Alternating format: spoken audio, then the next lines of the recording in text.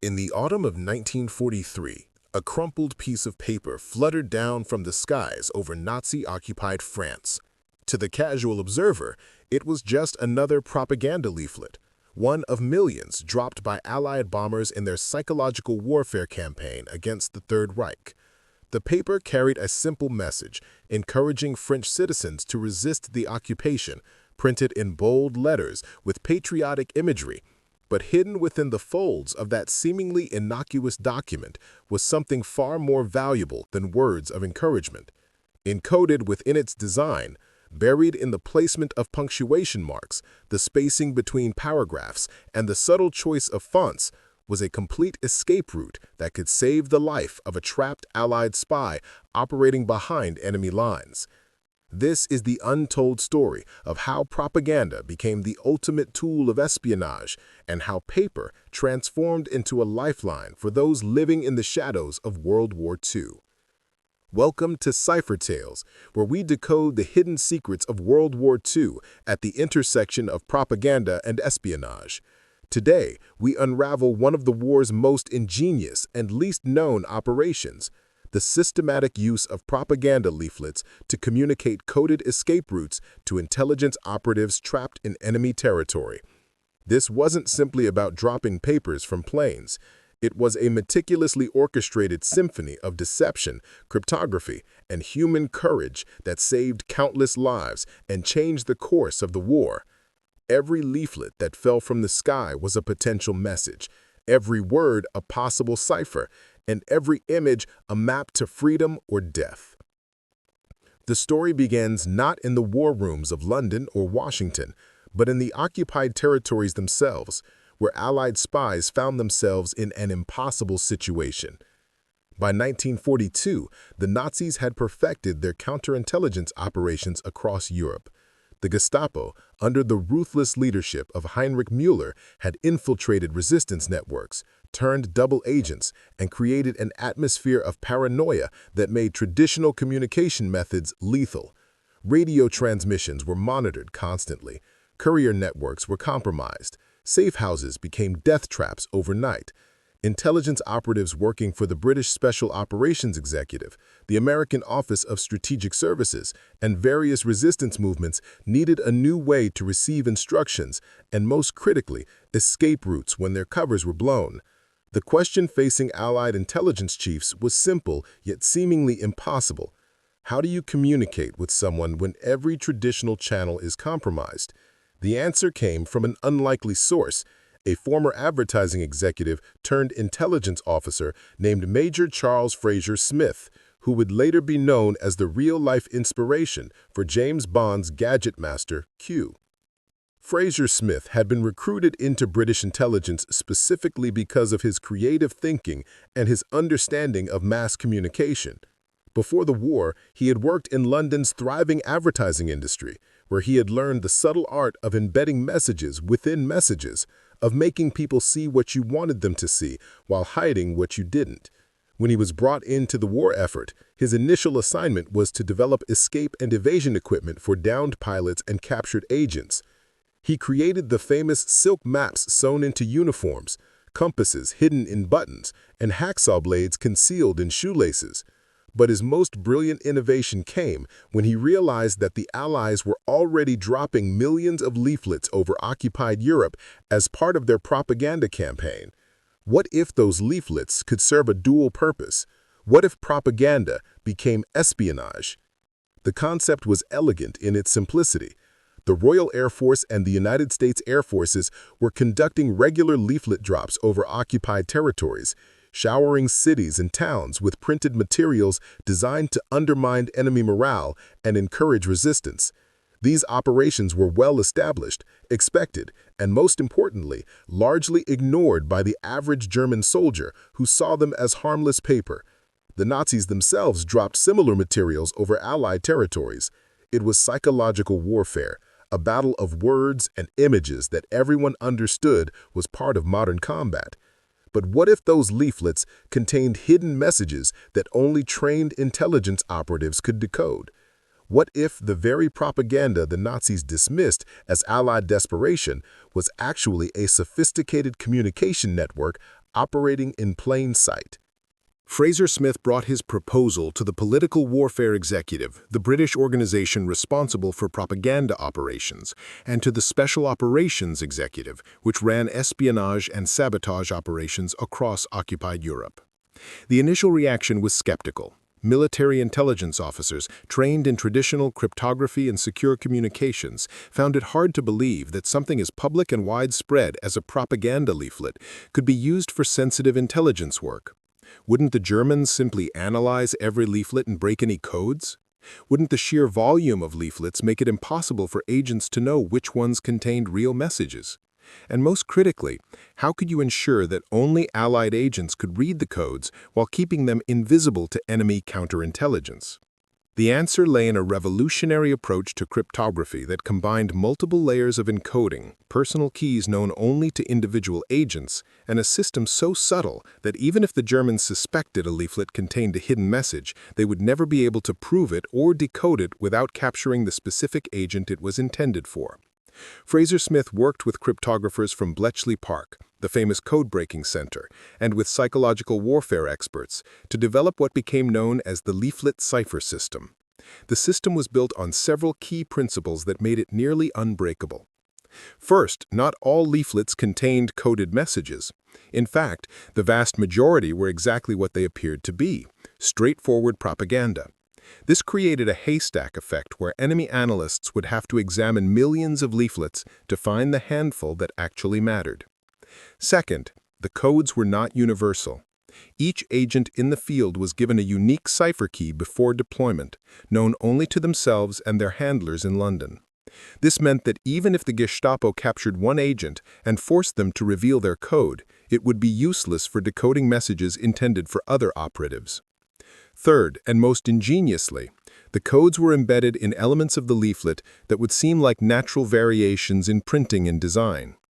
The actual coding methods were varied and sophisticated.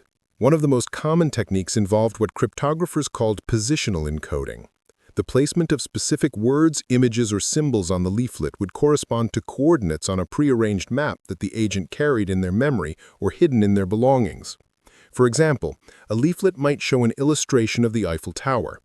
The position of the illustration on the page, measured in precise increments from the edges, would indicate latitude and longitude coordinates. Combined with the number of words in the headline, which indicated a direction or bearing, an agent could determine the exact location of a safe house, a dead drop for supplies, or a rendezvous point for extraction.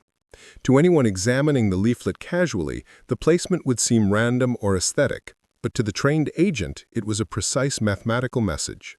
Another method involved typographical encoding.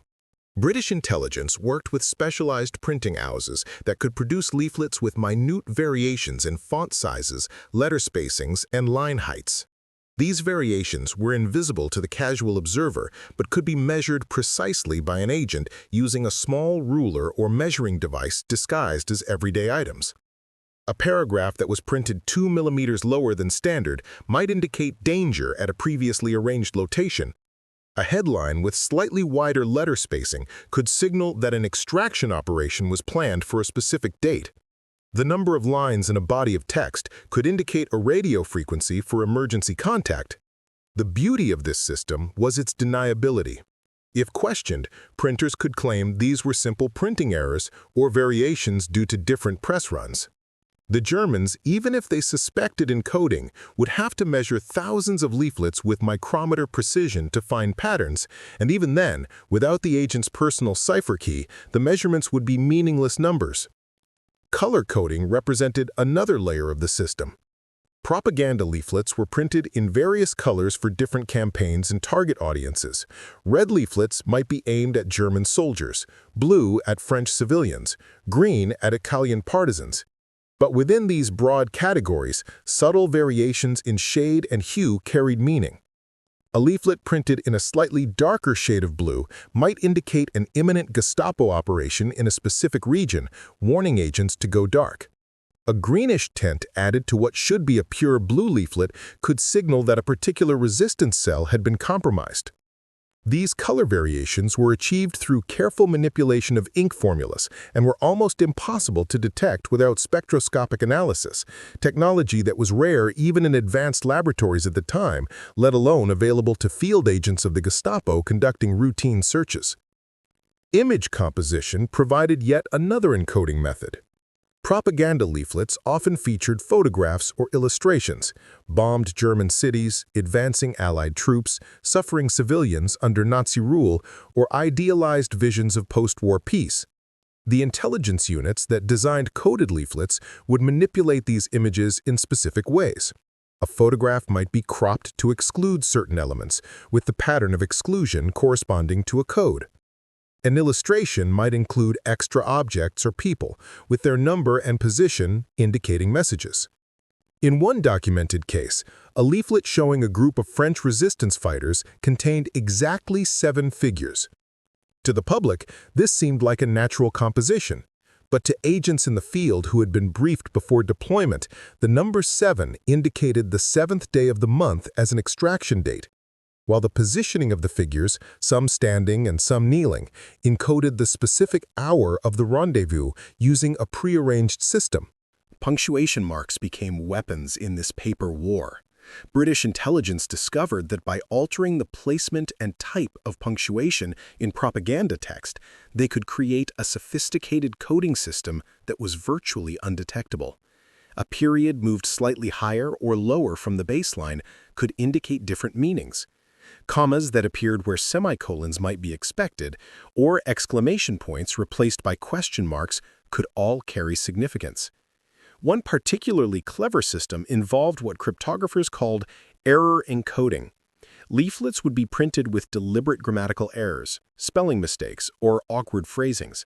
To German analysts, these appeared to be the result of Allied propaganda being written by non-native speakers or being hastily produced.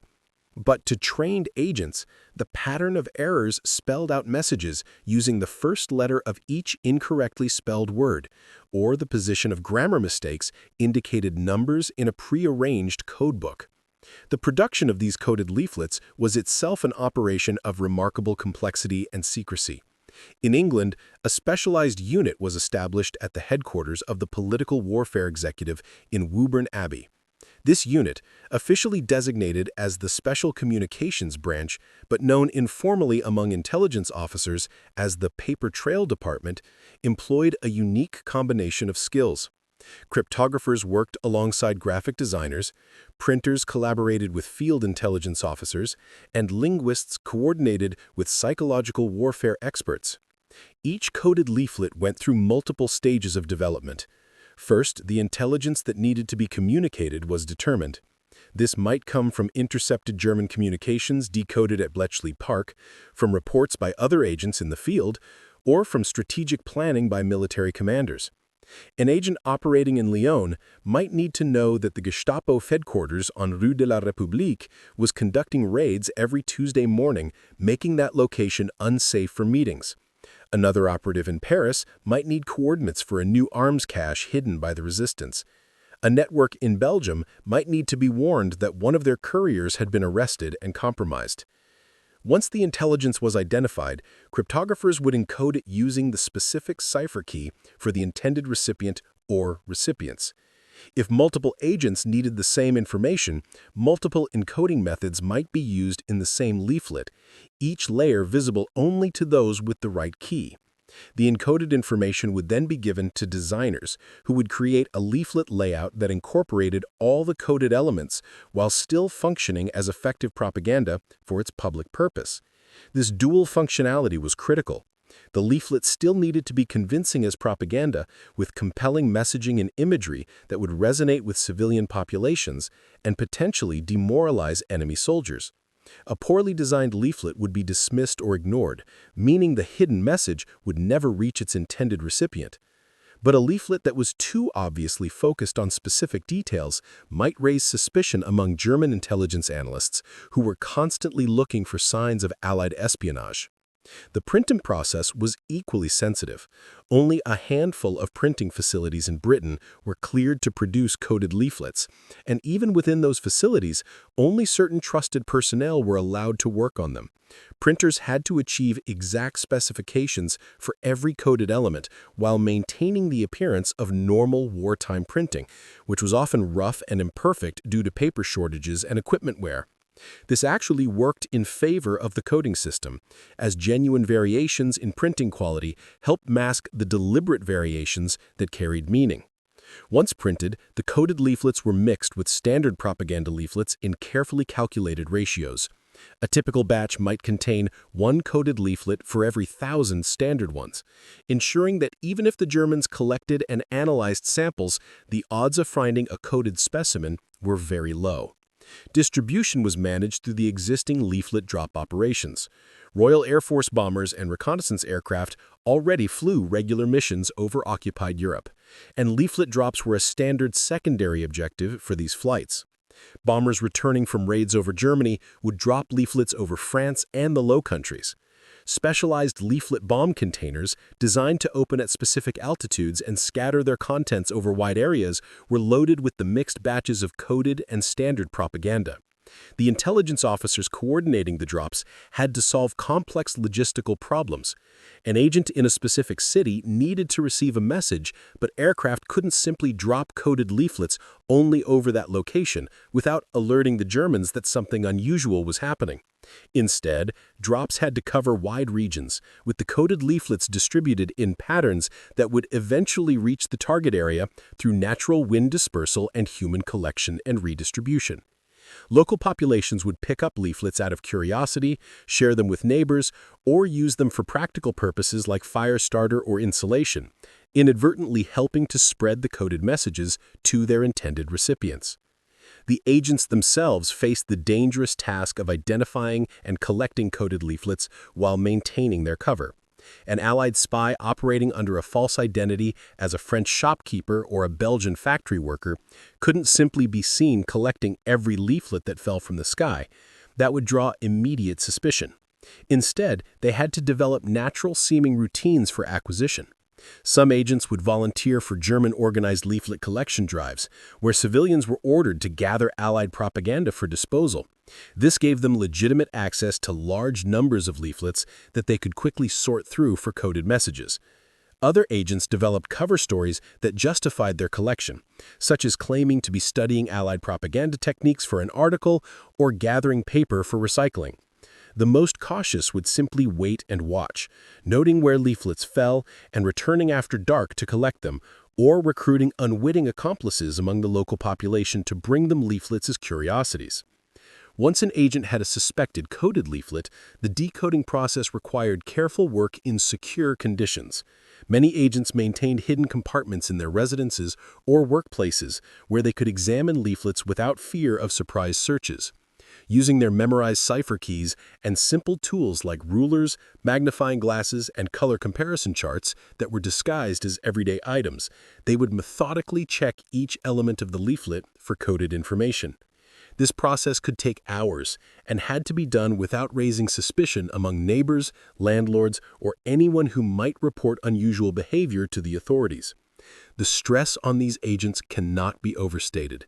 They were living constantly under the threat of exposure, knowing that a single mistake, a moment of carelessness, or a stroke of bad luck could result in arrest, torture, and execution. The leaflet system gave them a lifeline to their handlers in London, but it also added another layer of vulnerability. Possession of coded materials, even if those materials appeared to be simple propaganda, could be fatal if the wrong person noticed the agent's unusual interest in them. The escape route information encoded in these leaflets took various forms, each designed to be as useful and compact as possible.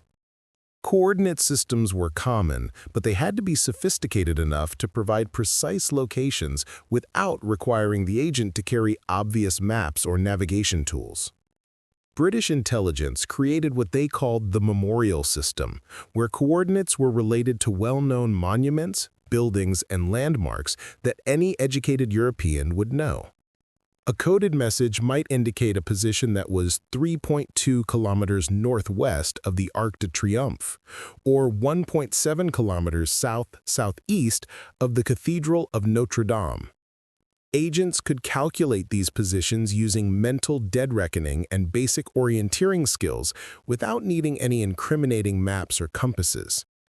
For more complex routes, a series of leaflets dropped over weeks might provide a sequence of waypoints, each one leading to the next, creating a paper trail that guided the agent from occupied territory to neutral ground or to extraction points. Safe house locations were encoded with particular care, as these were the most sensitive pieces of intelligence. A compromised safe house didn't just endanger one agent. It could lead to the arrest of dozens of resistance members and the collapse of entire intelligence networks.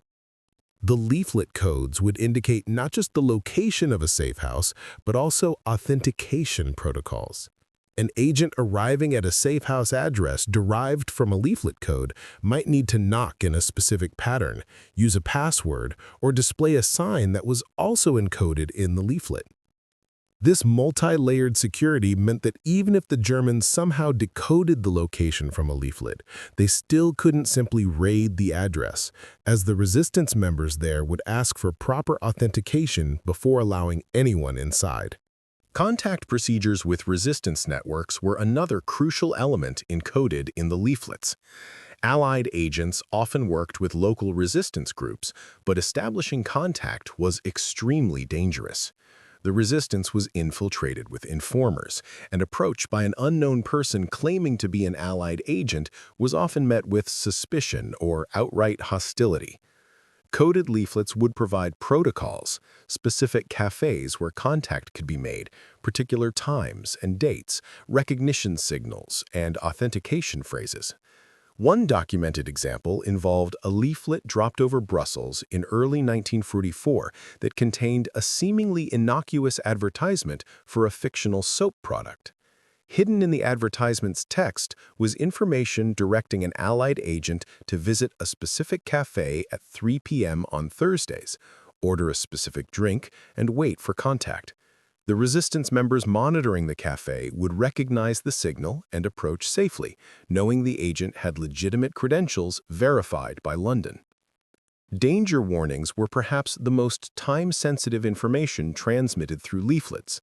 When German counterintelligence discovered an Allied operation, when a resistance network was compromised, or when specific agents were under surveillance, this information had to be communicated immediately to those at risk. The leaflet system was faster than it might seem because drops were conducted frequently, often multiple times per week over major occupied cities. A coded warning could be in the hands of agents within days of intelligence being received in London. These warnings might indicate specific streets to avoid, times when Gestapo raids were planned, or alerts that certain contacts had been arrested and might be forced to compromise others.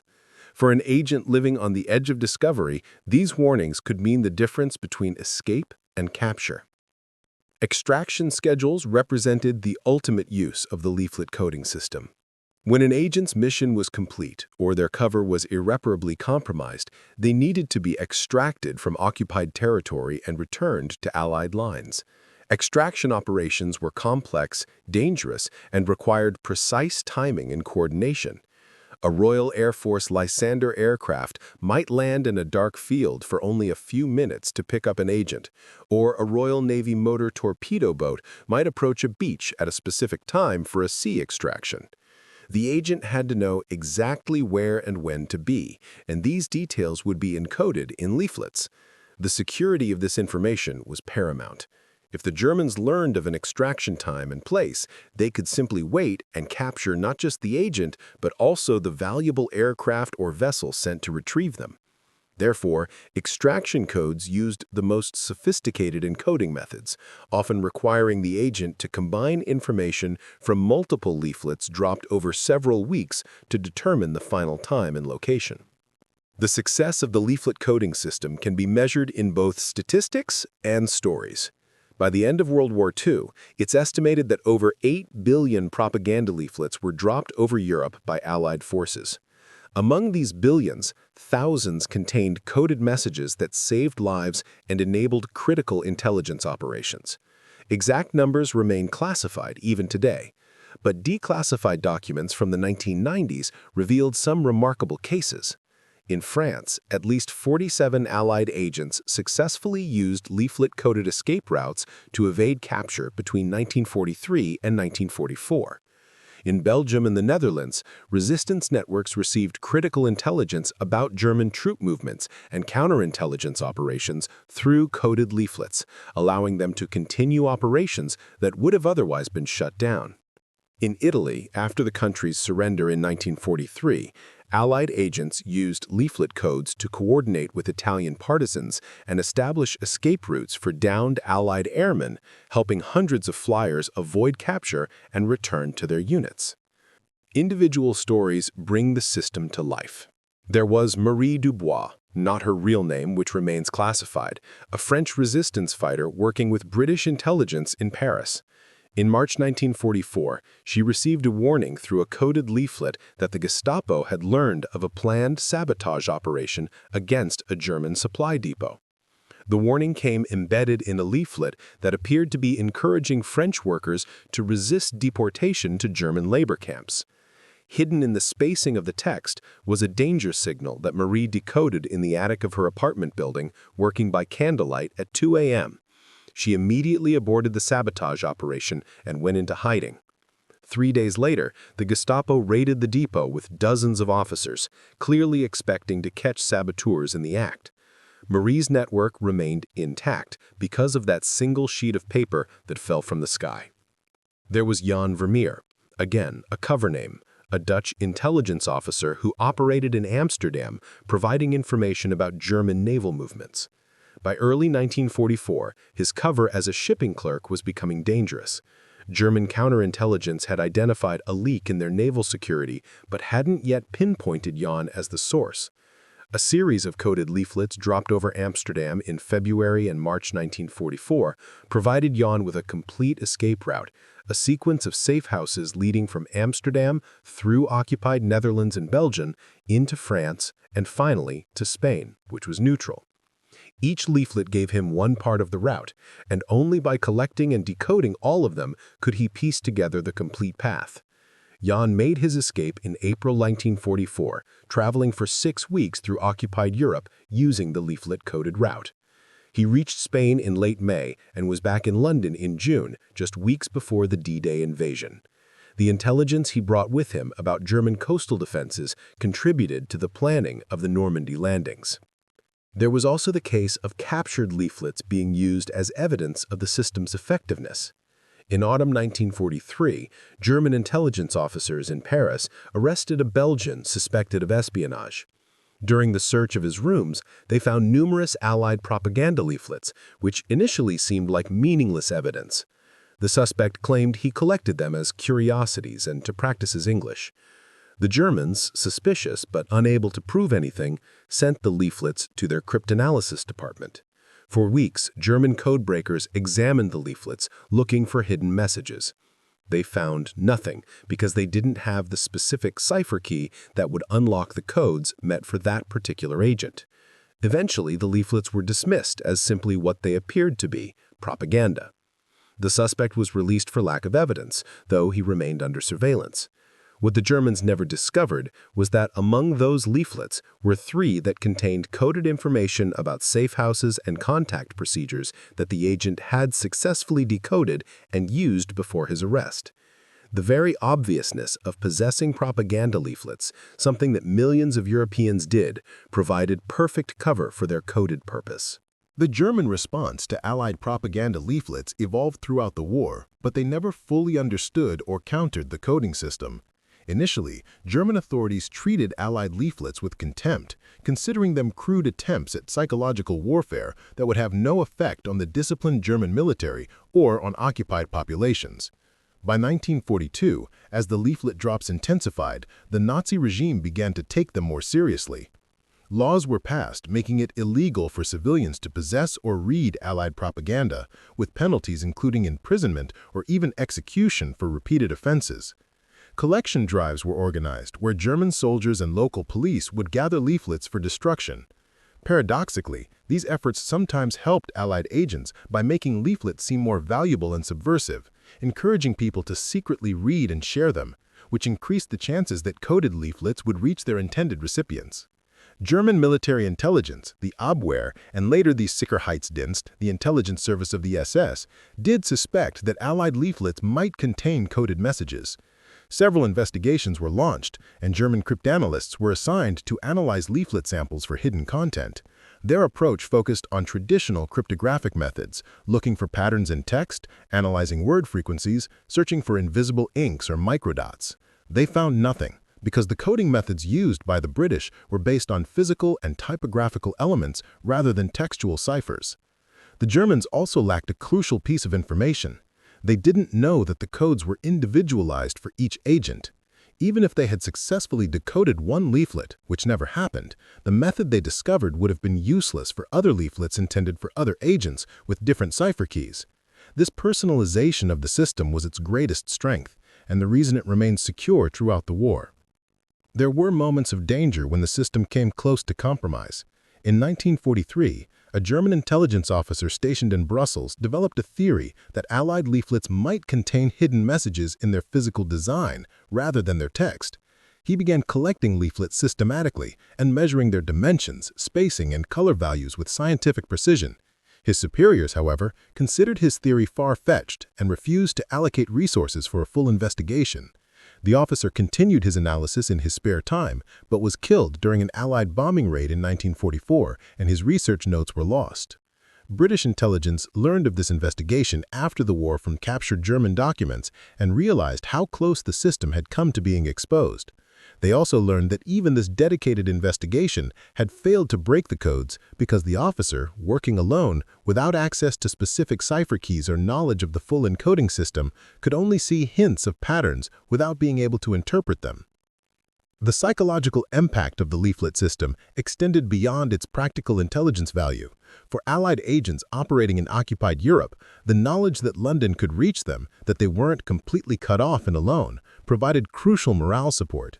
The arrival of a coded leaflet meant that headquarters knew they were alive, knew their location, and was actively supporting them. This connection, however tenuous, helped agents endure the intense stress and isolation of their work.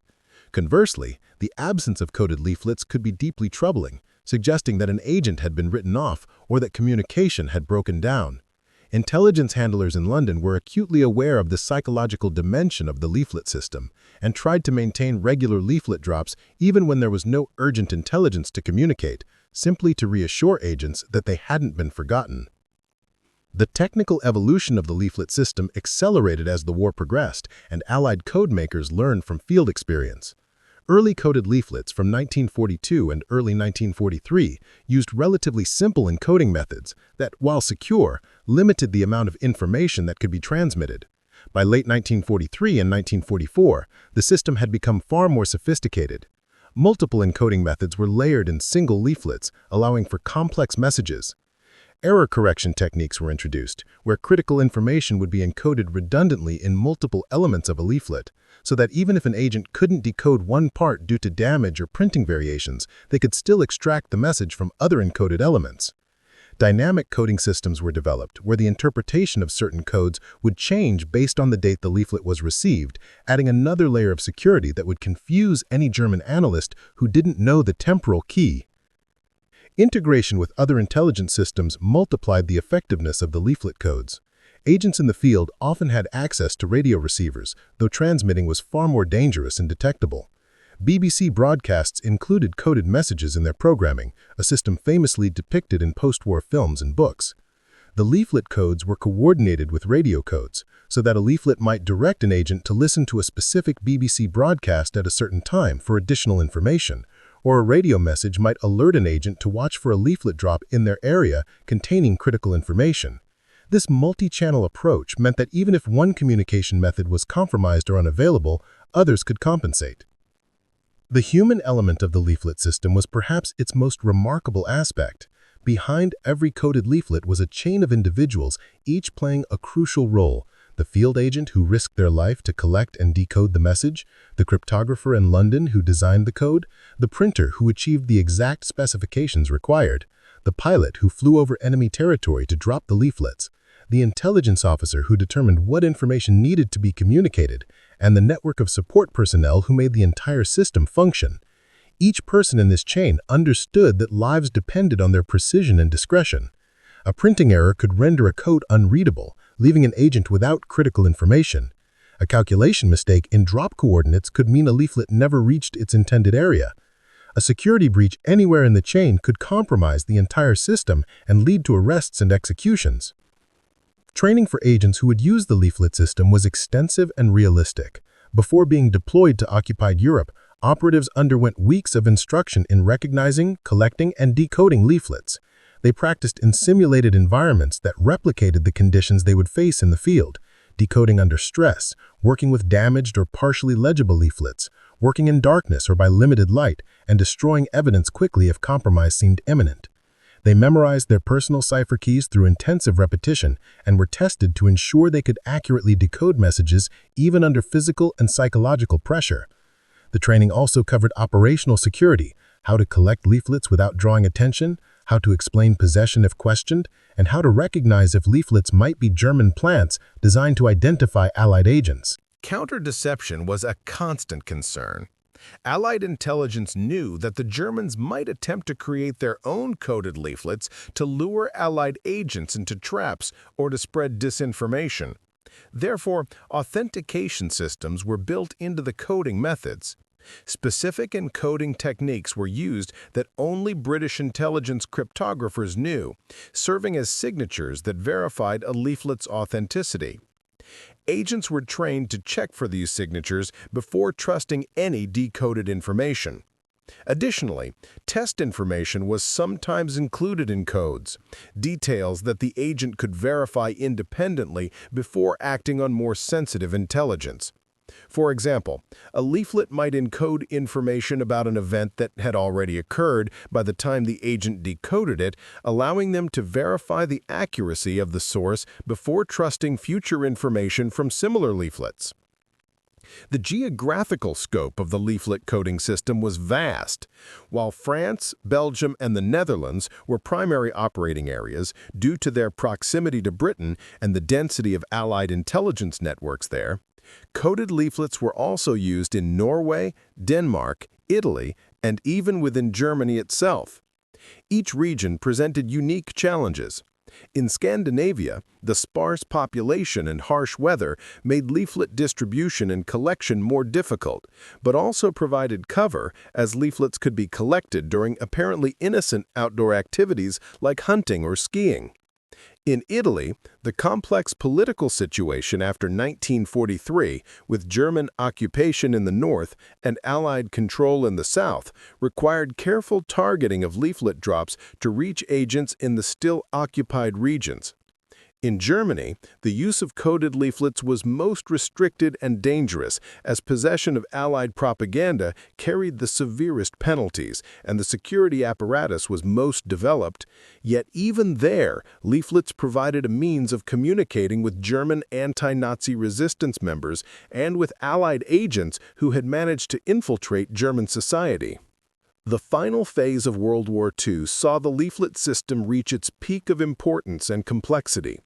As Allied forces advanced across Europe following the D-Day landings in June 1944, the fluid battle lines and rapid territorial changes created new challenges and opportunities for intelligence operations. Agents who had been trapped in occupied territory for years suddenly found themselves in contested areas or even behind advancing Allied lines. Coded leaflets helped coordinate their extraction or redirected them to new assignments. As German military and intelligence organizations collapsed in the chaos of retreat, the information needs of Allied commanders intensified. Where are German units concentrating for counterattacks? Which bridges have been demolished? Where are headquarters and supply depots located? Coded leaflets transmitted requests for specific intelligence that field agents and resistance networks then worked to gather.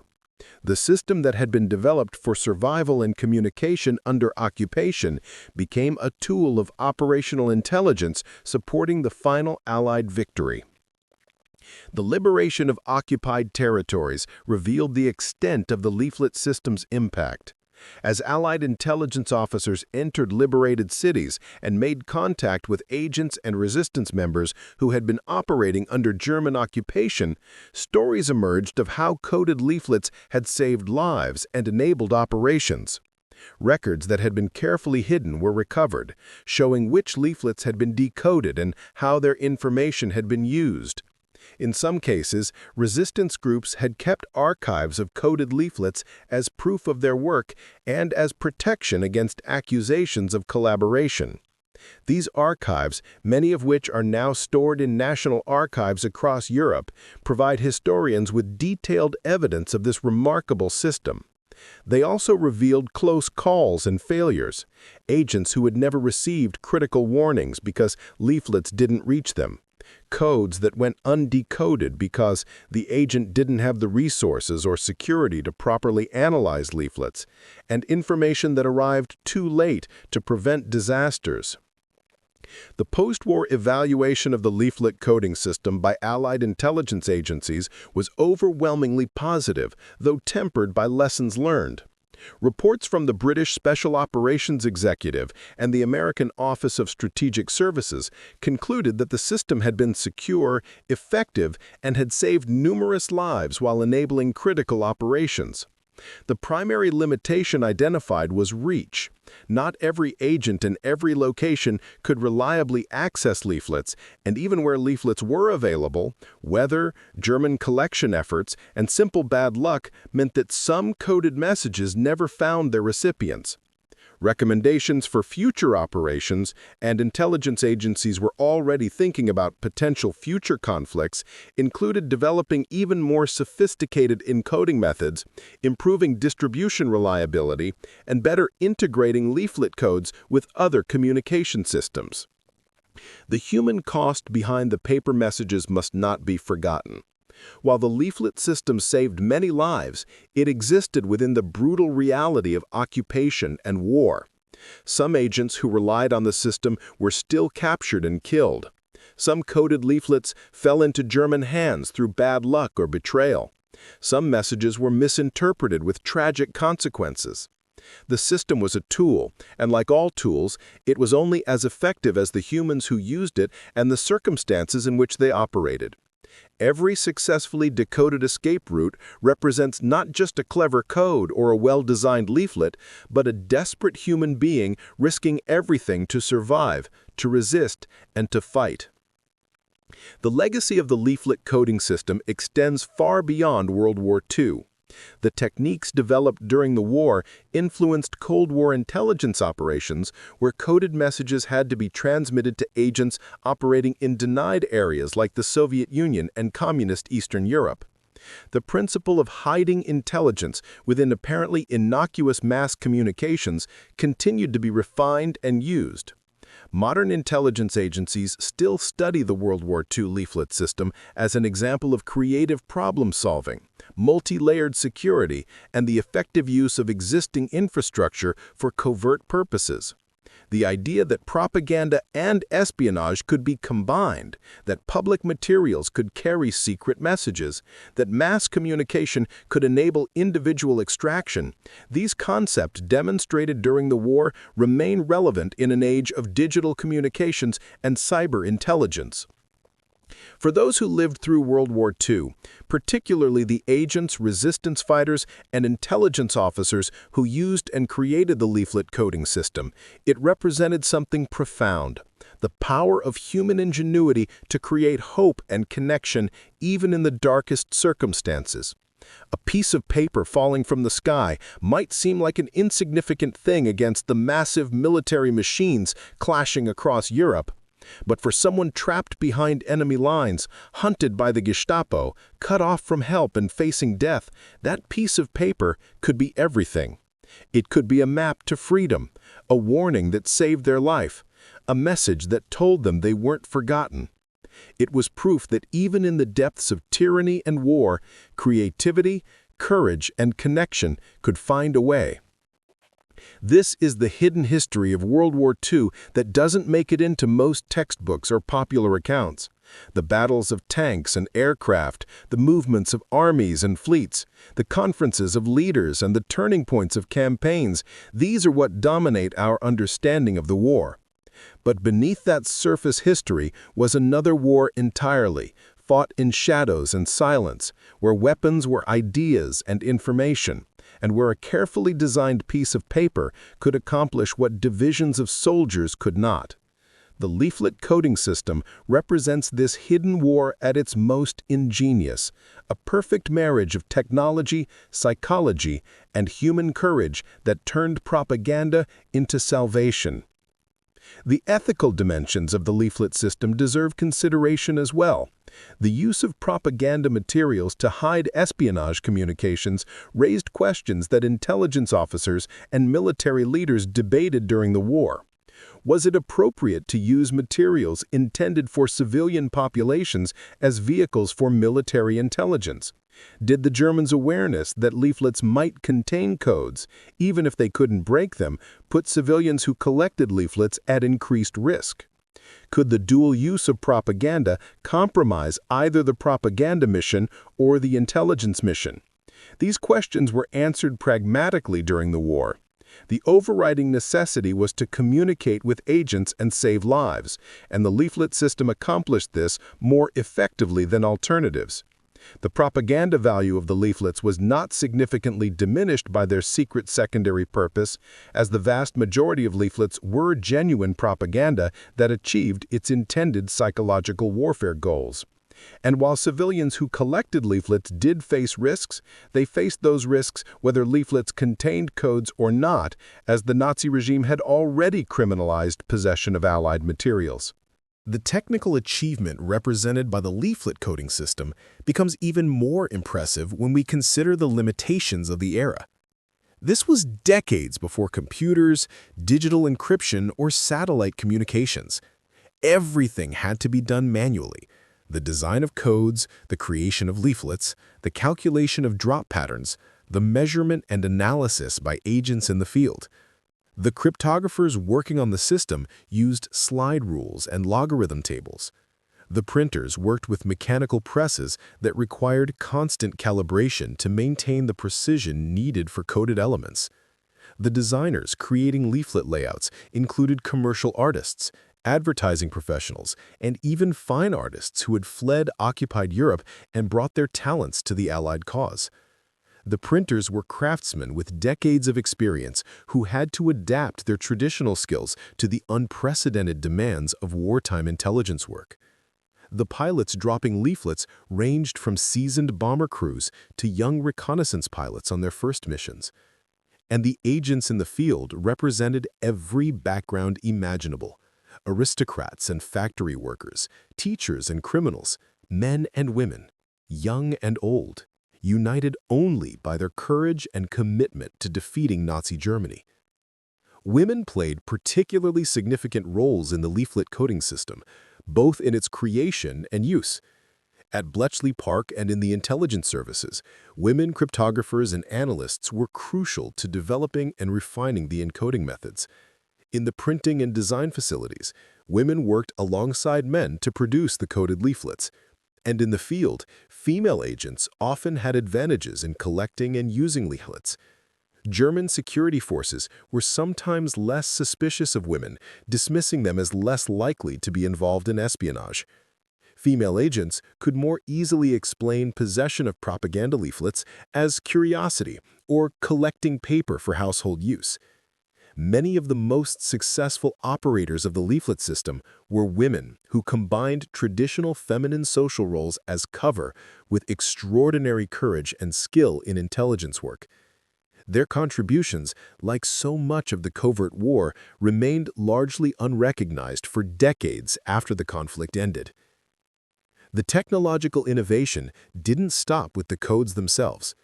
The physical production of leaflets advanced significantly during the war in response to the demands of the coding system. New types of inks were developed that could produce consistent colors across massive print runs, essential for color coding systems. Paper formulations were refined to create stocks that were light enough for aerial distribution, but durable enough to survive the drop and subsequent handling by agents. Printing techniques evolved to allow for the precise control of spacing, sizing, and positioning required by the encoding methods. These innovations, driven by military necessity, would influence post-war commercial printing and graphic design. The marriage of art, craft, and technology required by the leaflet system pushed the boundaries of what was possible with printing and design in the 1940s. The distribution aircraft themselves underwent modifications to improve leaflet delivery. Standard bomb bays were adapted with special containers that could hold hundreds of thousands of leaflets and release them at specific altitudes and airspeeds to achieve optimal dispersal patterns. Crews developed techniques for leaflet drops that maximized coverage while minimizing exposure to anti-aircraft fire. Routes were carefully planned to overfly target areas at times when winds would carry leaflets into the desired regions. Weather conditions were monitored closely, as rain could destroy paper leaflets before they reached the ground, while strong winds could carry them far from intended target areas. The logistics of leaflet warfare became a specialized branch of air operations, with dedicated personnel planning and executing drops according to intelligence priorities and operational requirements. On the receiving end, the German occupation authorities struggled with the overwhelming volume of Allied leaflets. Collection and destruction campaigns consumed significant resources and personnel that could have been used for military purposes. In some occupied cities, German authorities assigned soldiers and police full-time to leaflet collection, a task that was ultimately futile given the volume of material being dropped. Civilians developed their own relationships with the leaflets that complicated German efforts at control. For many people living under occupation, Allied leaflets were sources of information, hope, and even entertainment. They provided news of Allied military successes that contradicted German propaganda. They reminded occupied populations that they had not been forgotten, and they offered visions of liberation and post-war reconstruction.